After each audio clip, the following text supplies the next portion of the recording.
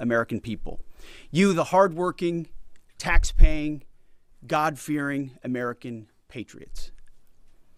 The media here, not all of it, but much of it, wants you to think, just 19 days into this conflict, that we're somehow spinning toward an endless abyss or a forever war or a quagmire. Nothing could be further from the truth. Hear it from me, one of hundreds of thousands who fought in Iraq and Afghanistan, who watched previous foolish politicians like Bush, Obama, and Biden squander American credibility. This is not those wars. President Trump knows better. Epic fury is different. It's laser focused. It's decisive. Our objectives, given directly from our America First president, remain exactly what they were on day one. These are not the media's objectives, not Iran's objectives, not new objectives, our objectives. Unchanged, on target, and on plan. Destroy missiles, launchers, and Iran's defense industrial base so they cannot rebuild. Destroy their navy, and Iran never gets a nuclear weapon. Our objectives from day one. To the patriotic members of the press, nobody can deliver perfection in wartime. This building knows that more than anyone. But report the reality. We're winning decisively and on our terms. Iran is a vast country, and just like Hamas and their tunnels, they've poured any aid, any economic development, humanitarian aid into tunnels and rockets. That's what they did with Hamas. Iran has funneled decades of state resources, not to their people, but into missiles and drones and proxies and buried facilities. But we are hunting them down methodically, ruthlessly, and overwhelmingly, like no other military in the world can do. And the results speak for themselves. To date, we've struck over 7,000 targets across Iran and its military infrastructure. That is not incremental. That is overwhelming force applied with precision. And again, today will be the largest strike package yet, just like yesterday was. As I've said from day one, our capabilities continue to build. Iran's continue to degrade. We're hunting and striking death and destruction from above. Iran's air defenses flattened. Iran's defense industrial base, the factories, the production lines that feed their missile and drone programs, being overwhelmingly destroyed. We've hit hundreds of their defense industrial bases directly. Their ability to manufacture new ballistic missiles has probably taken the hardest hit of all. Ballistic missile attacks against our forces, down 90% since the start of the conflict. Same with one-way attack UAVs. Think kamikaze drones, down 90%. Now, the Iranians will still shoot, we know that, but they would shoot a lot more if they could, but they can't. The last job anyone in the world wants right now? Senior leader for the IRGC, or Besiege. Temp jobs, all of them. And to borrow a page from Admiral Ernest King in World War II, we've decided to share the ocean with Iran. We've given them the bottom half. We've damaged or sunk over 120 of their Navy ships, with battle damage assessments pending for many more. See, oftentimes we have to wait a few days on battle damage assessment to get the real number. Their surface fleet is no longer a factor. Their submarines, they once had 11, are gone. Their military ports are crippled.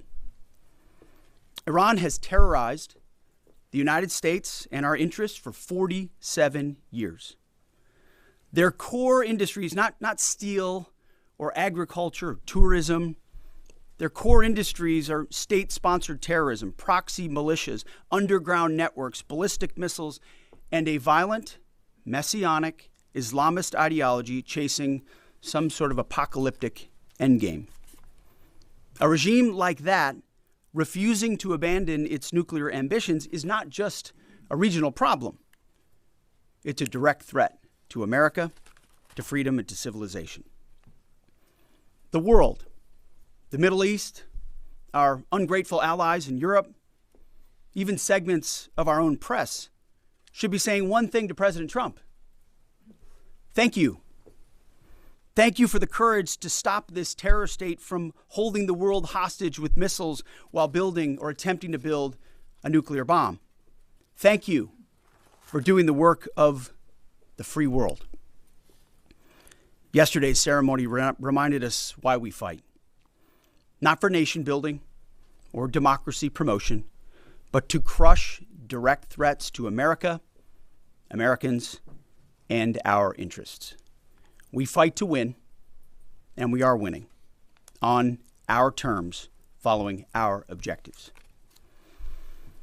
My 13-year-old son popped into my office last night while I was editing these remarks. He asked about the war and the families I met at Dover. And I looked at him and I said, "They died for you, son, so that your generation doesn't have to deal with a nuclear Iran." It's the truth. And they did. So to the families who said, "Finish this," we will. And I say the same to every American who wants peace through strength. May Almighty God continue to bless our troops in this fight. And again, to the American people, please pray for them.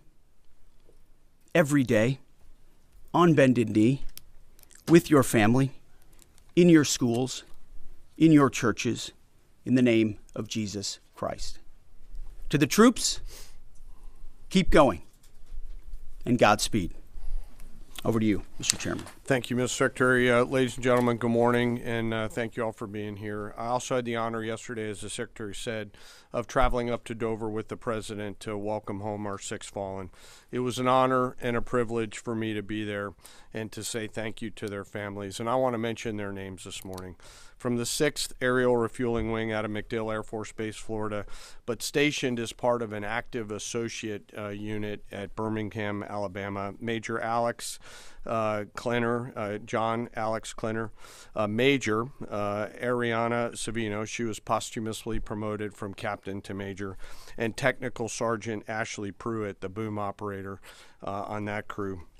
From the 121st Aerial Refueling Ring, Ohio Air National Guard out of Rickenbacker Air National Guard Base in Columbus, Ohio, Captain Seth Koval, Captain Curtis Anks, and now Master Sergeant Tyler Simmons, who was also promoted in the boom operator on that crew.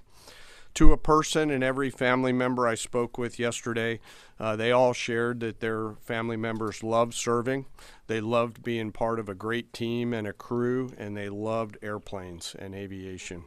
Our nation's tanker crews really are unsung heroes, incredible warriors who put their lives on the line so we can continue to take the fight to an enemy.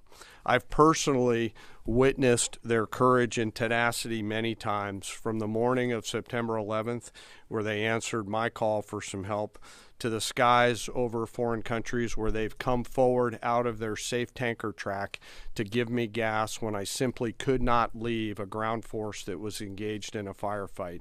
They've answered the call and come forward time and time and time again. I'm filled with incredible pride and gratitude for all that the tanker crews do, our pilots, our boom operators, and the maintainers. And to the families of our six fallen, know that we share your grief.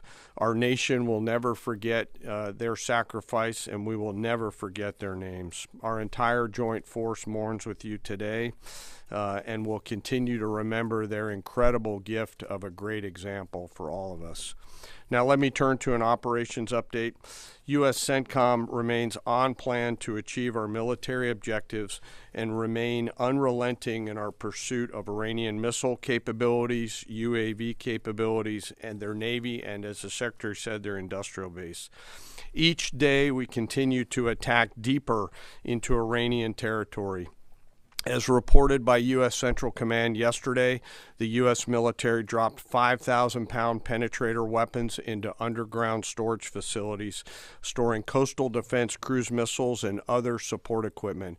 These weapons are bespokely designed to get through concrete and/or rocks and function after penetrating those barriers. We continue to hunt and kill mine storage facilities and naval ammunition depots.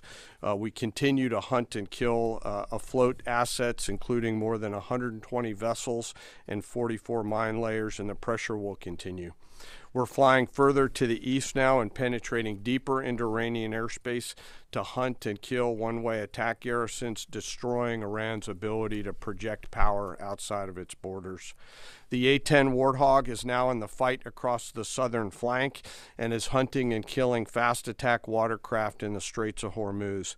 In addition, AH-64 Apaches have joined the fight on the southern flank, and they continue to work on the southern side, and that includes some of our allies who are using Apaches to handle one-way attack drones. In Iraq, AH-64s have been striking against Iranian-aligned militia groups to make sure that we suppress any threat in Iraq against U.S. forces or U.S. interests. And we remain focused on pursuit of any platform that Iran could field to harm Americans or our partners. Last Friday, Admiral Cooper and the CENTCOM team conducted precision strikes against more than 90 targets on Karg Island, which included all of their military-only infrastructure, which included air defenses, naval base, mine storage, and deployment facilities. And as the Secretary mentioned, we continue to strike against Iran's defense industrial base and will continue to do so. Today, I want to continue my theme of talking about members of our incredible joint force. Today, I want to talk about some exceptional airmen who are engaged in the fight daily. United States Air Force, Air Force Reserve, and Air National Guard crews within our bomber force. The B-1s, B-2s, and B-52s, and the airmen on the ground who maintain and load these weapon systems. They are the backbone of America's long-range strike capability, and their contributions to Epic Fury have been decisive. Assigned to STRATCOM under Admiral Rich Correll and supported by TRANSCOM, the tanker force that we've talked about, under the command of General Randall Reed, every mission is designed to achieve overwhelming outcomes on behalf of the United States and our allies. Last weekend, I had the chance to go out and see some of our deployed bomber forces, the B-1 and B-52 crews, and I had a chance to sit down with some young aviators and maintainers and ask them, how do you feel? Tell me about your typical day. And these are crews comprised of between 2 and 5 airmen, 2 on the B-2s, 5 on the B-52s, and 4 in the B-1s out there. Some of these Americans are in their early or mid-20s, and we give them the gift of this incredible responsibility, hundreds of thousands of pounds of aircraft, and they take off and go do our work as required. Their mission actually begins the day prior when they're given a target or a bunch of targets, and they begin to study those targets, look at what are the effects required, what are the weapons required to get there, how will we program these weapons, what is the weather, what is the tanker flow. It's an incredibly complex problem that we give each and every one of these crews, and they work it over the period of 24 hours prior, get some rest, and then step out the door to go fly. The last thing they do is they check all of their equipment, their oxygen mask, survival gear, load pistols, and get ready to go. They crank the jets about an hour prior to takeoff and then launch into the daylight, doing their pre-flight checks, and as the kids say, lock in and prepare to go to war, sometimes on a long and stressful journey. During the flight, they're surrounded by technology and capabilities, and they'll do multiple aerial refueling efforts across tankers on the way to the AOR, area of responsibility, either coming from the States or coming from a forward deployed basing. And I will tell you, as a fighter pilot, getting gas is a lot easier in an F-16 than it is in a B-1, B-2 or a B-52 where you are handling this airplane. It is a physical thing, unlike a fighter that's a lot easier. And they stay on that boom for sometimes up to 30 minutes, taking hundreds of thousands of pounds of gas. It is a physical, demanding thing to take gas, and they do it multiple times on the way there, and they do it multiple times on the way home. As they enter the operating area, they bring the entirety of America's joint force together to go do the things that we've tasked them to do, to put bombs on time, on target, with the proper effects. And I know they're feeling a range of emotions, but the thing the American people should take away from it is they're filled with a focus that is incredibly impressive. And they have fear, of course, but their bigger fear is, dear God, please don't let me screw this up, the warrior's prayer that we all have in our souls. In the days of epic fury, they were shooting, as we've talked about in this room, a lot of standoff weapons. Now we've switched and rolled, as I mentioned last week, to stand-in weapons. And behind each and every one of them are incredible maintainers and weapons builders who go out there and make sure these aircraft and their weapon systems are ready to go. These airplanes are so big that they're not in hangars. They're out in the cold, out in the snow, out in the rain. The bombs are being built outside for protection and to make sure that it's safe, and they do it 24/7, 365. It's not comfortable work, but when you go spend just a minute with these incredibly young Americans who are so motivated, you cannot come away from that exchange not being hopeful for America's future. It is simply awesome. And we hand these Americans, young Americans, incredible and weighty responsibility, and they deliver every single time. Quietly, with professionalism and humility, doing the things that we ask them to do. In conclusion, we will continue major combat operations. As the Secretary said, we continue to get busier. I know the Secretary and I share that we're incredibly proud of 2.8 million members of our joint force. I am personally, and we are personally grateful for the tenacity and professionalism of the brave men and women who serve inside STRATCOM, CENTCOM, SPACECOM, CYBERCOM, TRANSCOM, and the rest of the joint force. And I'll close where I started. I ask today that we remember those 6 fallen that came home. They represent the best of our nation. For those families that are feeling the pain, know that we are with you and will remain with you. May we always prove worthy of their sacrifice. And I'll turn it back over to you, sir. Thank you, Mr. Chairman. Take a couple questions. Thank you, Mr. Secretary. Thank you, Mr. Chairman. Given the updated degradation in strike target numbers you laid out, how close would you say we are towards achieving the President's objectives, and what is the end game of the operation without divulging any sensitive battle plans? Well, we wouldn't want to set a definitive time frame on that, but as we've said, we're on plan. So we're looking at those metrics very closely, relaying that to the President and the National Security Team, but feel confident that as, again, we're more stand-in means we're over the top, even further in, and we have even more of an exact sense of what we're striking and why, and even more dynamically, meaning because the intelligence improves, we're able to more quickly identify targets when they, let's say they come out of an underground facility where they've been hiding and able to strike it before it strikes or right after it shoots. But we're very much on plan, and that's why I want to speak to the American people here. You hear a lot of noise about widening or new missions or speculation about what we should or should not be doing. This is a clear set of objectives. The President has given us every capability we need to accomplish that. We've got the best in the world in uniform executing it on the ground.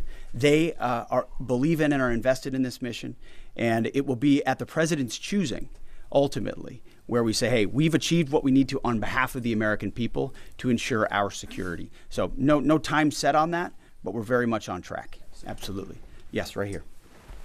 Good morning, Mr. Secretary. David Zier, Real America's Voice News. What countries have been the most cooperative with us, including the Gulf states, as Europe hedges? And I also wanted to ask you, the internet blackouts by the regime, it's been shut down for weeks. Is the U.S. military playing a role in fighting against the regime, blocking VPN networks and satellites and other things? Is there a role for the U.S. military there? Obviously, on the allies and partners side, Israel from day one has been an incredible and capable partner, willing and able There's nothing like capabilities and partners that are able to use them. The Gulf states have stepped up incredibly. In fact, Iran's sort of reckless attempt to strike civilian infrastructure and other things has brought countries who maybe would have not been as all in as they are today squarely into our orbit. And we're proud to be defending with them, standing with them, you name it. UAE, Qatar, Bahrain, Kuwait, Saudi Arabia, and others who have been right there. And we're grateful for that kind of support. As far as the internet, we're watching the regime try to tighten its grip as much as possible. And we're obviously taking countermeasures, many of which we can't talk about here, to ensure that messaging is delivered, not just to the Iranian people writ large, but to the right audiences, certain audiences that need to hear certain things about what their fate might look like or what their choices are. So even though that regime is trying really hard to ensure the world can't see, right? They want to put out fake AI-generated images, which, by the way, sometimes our press happens to fall for, like the Abraham Lincoln on fire and turning around. These AI-generated images are meant to make it look like something's happening when the exact opposite is. So they make up fake reports and fake images to lie to their own people to try to make it. But even then, their own people can barely receive a lot of those messages and communicate because of the blackout that they've imposed upon them. But we work around that for sure. Thank you, Mr. Secretary. General, overnight, Iran launched missiles across the Gulf. They managed to hit the Saudi oil refinery on the Red Sea. What does it mean that they have that capability now, 3 weeks into the war? And Mr. Secretary, you mentioned civilian infrastructure. Iran seems to be treating U.S. diplomatic outposts, embassies, consulates like they are legitimate hard targets in the region now. What is the Pentagon doing to, I guess, secure those assets, stop those attacks? Absolutely. Thanks for the question on the missile strikes. You know, as we said and have always said clearly, they came into this fight with a lot of weapons. This is why we continue to be as aggressive and assertive as we can against their ballistic missile capability, both their medium-range ballistic missile capability and their short-range missile capability. So we are continuing to hunt and find them and kill them, and we will continue to do so. So they still retain some capability. And we have layered defenses throughout the region that will allow us to protect those. And we're working with our partners across the Gulf region to help them improve any defensive capabilities that they may need. To that point on capabilities, you know, Iran's an energy-rich country, could be, should be. Instead, like so many other places driven by a radical ideology, they've spent that money instead of investing in their people. That's why you had millions of Iranians protesting. It's because they felt like their quality of life didn't match what it could be or should be.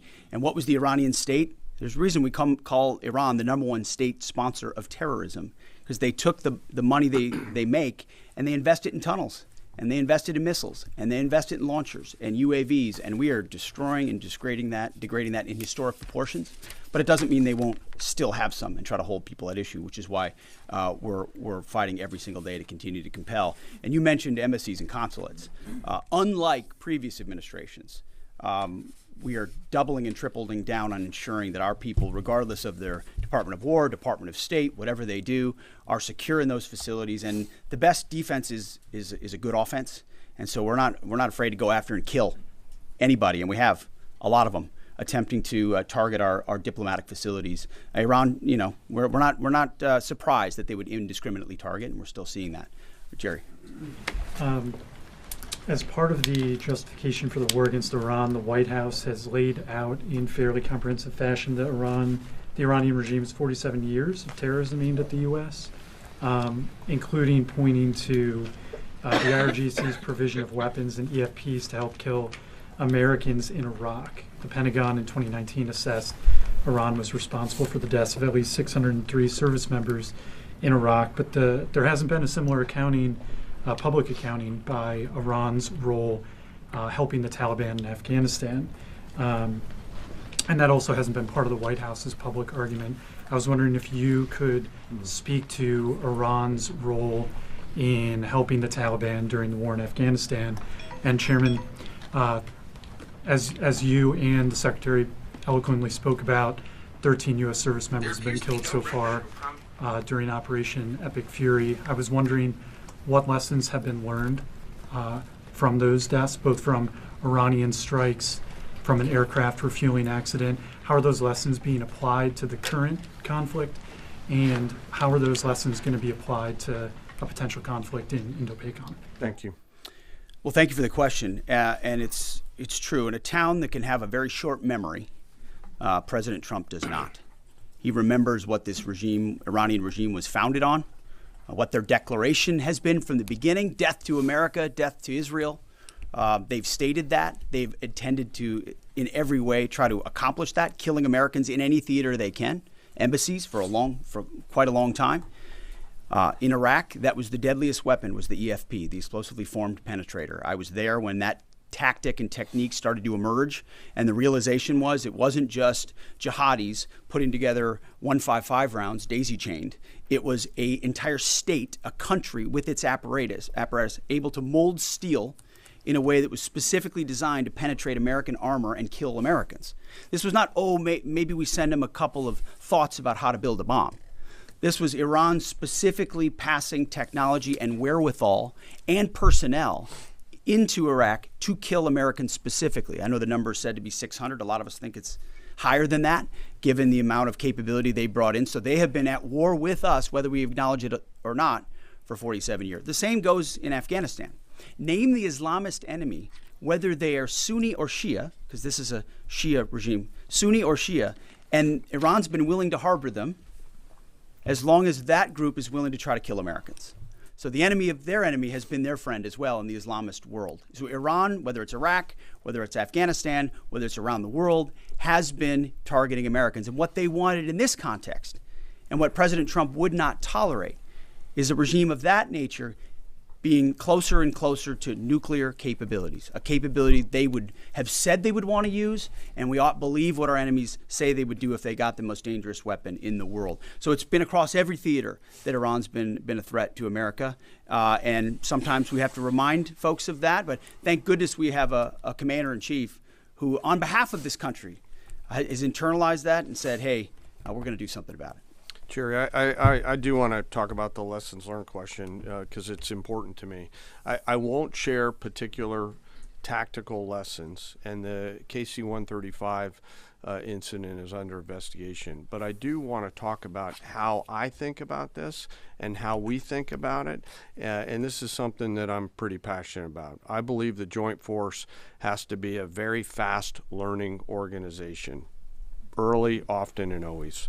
And so in each case, both at the strategic, operational, and tactical level, we've charged the Joint Force to look at themselves and say, what was our plan? Well, first, did we have a plan, yes or no? The answer is always yes, because we plan for literally everything.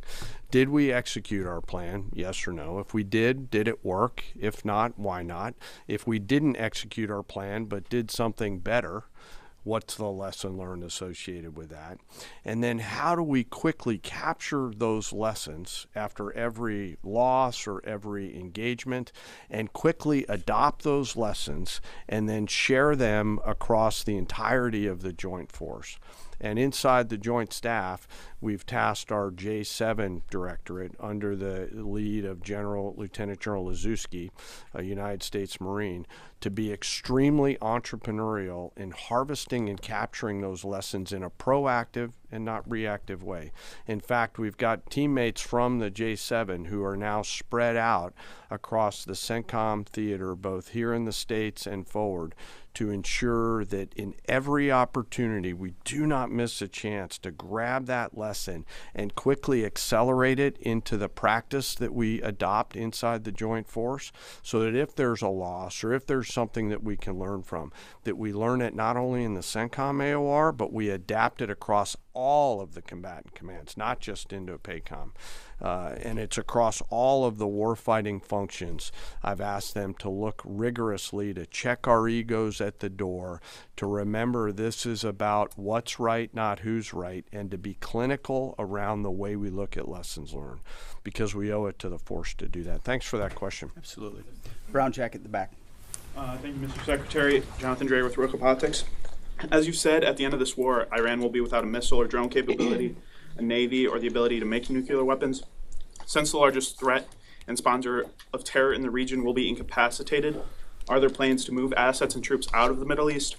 I guess in a perfect world, a year after the war has ended, what does the military presence in the Middle East look like compared to before the war? Well, I appreciate the question. I do think when you address a real threat head on, it creates new options on the other side. Right? I think what President Trump refuses to do, which too often this town does, is just sit in the status quo. Oh, nobody can do about that. They've got too much capability. What if this happens? What if that happens? He instead says, what's in the interest of the American people? It's going to take some courage. It's going to take some capabilities. We're going to have to gather some forces there in order to do it. We're not going to tell people how many or how long or what we're willing to do or what we're not willing to do. But if you do that and do that decisively, then out the other end is a recognition that it opens the aperture of what's possible. I mean, President Trump did the same thing in creating an opportunity for the Abraham Accords. Now you've got a situation where a lot of those countries are coming alongside us, recognizing the threat of Iran. So I think our posture in the future will be based first and foremost on our own national security, power projection, the ability to defend our people and our interests. But no doubt, working alongside our partners, the president will look at what makes the most sense going forward. I appreciate that question. Yes, right here. War crime, is that the policy of the U.S. military now? Thank you, Secretary Hegseth. Two questions for you.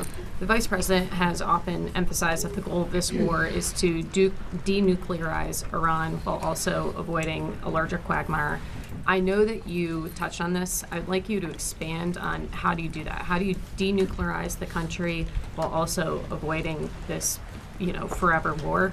And then there was a report last night that the Pentagon asked the White House for $200 billion for Iran war supplemental. Can you confirm this, and can you explain why a package this large is necessary? Well, first of all, none of this would have been possible without Midnight Hammer, without that audacious mission with very clear goals that did obliterate their ability to enrich and the capabilities they have in those facilities. So it created the conditions for Iran to step forward and say, okay, you can reach out and touch us like that in our nuclear ambitions. You can see that we're still trying to do this. Let's make a deal. And President Trump put our two best folks on it, Steve and Jared, and they worked diligently, earnestly. I watched it to try to pursue that deal. And ultimately, I think the whole time Iran sort of said, well, we'll talk as we build more missiles and as we build more UAVs and we create this conventional umbrella so that if we chose to, we could try to reconstitute the program. And sort of naively thinking that President Trump wouldn't do something about it. And that's why, as Secretary Rubio has said, and I've said, it's the conventional umbrella that was growing and growing and growing that was meant to protect that nuclear capability. So you had to address both what happened with Midnight Hammer and what happened with that as well. As far as $200 billion, I think that number could move, obviously. It takes money to kill bad guys. So we're going back to Congress and our folks there to ensure that we're properly funded for what's been done, for what we may have to do in the future, ensure that our ammunition everything's refilled, and not just refilled, but above and beyond. I mean, President Trump, as he said, rebuilt the military in his first term, didn't think he'd use it as dynamically in his second, but he had. So thank goodness he did that. And an investment like this is meant to say, hey, we'll replace anything that was spent. And now that we're reviving our defense industrial base and rebuilding the arsenal of freedom and cutting deals like our great deputy secretaries here is doing, long lead times on exquisite munitions, we're going to be refilled faster than anyone imagined. And I think, we're also still dealing with the environment that Joe Biden created, which was depleting those stockholds and not sending them to our own military, but to Ukraine, which is every time we reach back and look at any sort of a challenge we have, it goes back to, well, send it to Ukraine. Ultimately, we think this should be these munitions are better spent in our own interests at this point, and this kind of funding bill is going to ensure that we're properly funded going forward. We'll take one more right here. Thank you, sir. Thank you, Mr. Chairman. Jordan Conradson with the Gateway Pundit. So with the strike yesterday on South Bar's gas field, if the U.S. didn't know about it or didn't approve of it, it kind of seems like a trend of Israel apparently pursuing their own objectives over U.S. objectives. I'm not sure if you agree with that, but the president has said he doesn't want to hit Iran's oil infrastructure right now. As you said, the U.S. avoided this on Park Island. Oil's nearing $120. Why are we helping Israel prosecute this war if they're going to pursue their own objectives? We hold the cards. We have objectives. Those objectives are clear. We have allies pursuing objectives as well. And the truth speaks for itself. I mean, President Trump was very clear about that. Iran has weaponized energy for decades. Israel clearly sent a warning, and POTUS has made it clear, very clear. Iran knows when you hit Karg Island and you hit military capabilities on Karg Island, which is the only thing we hit, we can hold anything at issue, anything. The United States military controls the fate of that country. Iran has the ability to make the right choices. It should not, going forward, target Arab allies, Arab countries, trying to create the pain that they created themselves. Thank you all very much. Appreciate it. Thank you for your time. Appreciate it.